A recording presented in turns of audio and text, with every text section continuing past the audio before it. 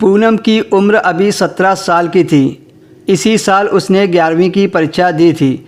तो गर्मियों की छुट्टियों में इस बार नाना नानी के यहाँ जाने का प्लान था, पर मौसी जी का बार बार फ़ोन आ रहा था क्योंकि पूनम की मौसी की तबीयत ठीक नहीं थी। उनकी देखभाल के लिए वो पूनम को अपने घर बुलाना चाहती थी।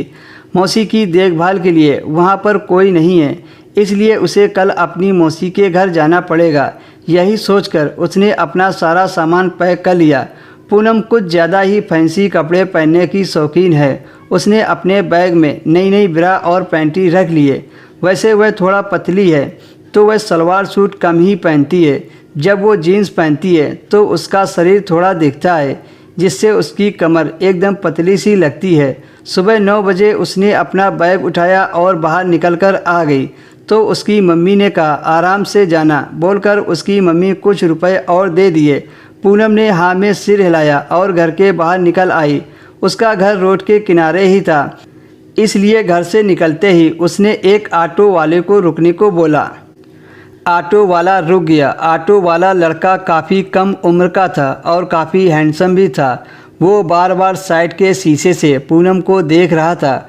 वह भी अपनी अदाओं को बिखेरती हुई हल्की सी मुस्कुरा देती थी, पर उसे क्या करना था, वह तो मौसी के घर जा रही थी। कुछ दूर चलने के बाद ऑटो से उतरकर बस में बैठ गई। करीब 2 घंटे के बाद पूनम मौसी के घर पहुंच गई। जब वह घर पहुंची तो उसकी मौसी बिस्तर पर लेटी थी। बीमार होने की वजह से मौसी के कपड़े अस्त व्यस्त थे।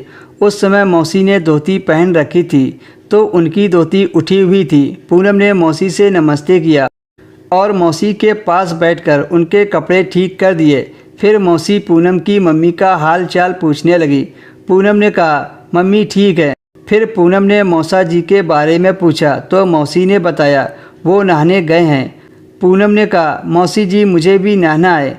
गर्मी से उसका पसीना निकल रहा था। गर्मी की वजह से जब उसे बर्दाश्त नहीं हुआ तो वह बाथरूम में गई तो देखा उसके मौसा पूरे नंगे होकर बाथरूम में नहा रहे थे। पूनम की दिल की धड़कन तेज हो गई और फिर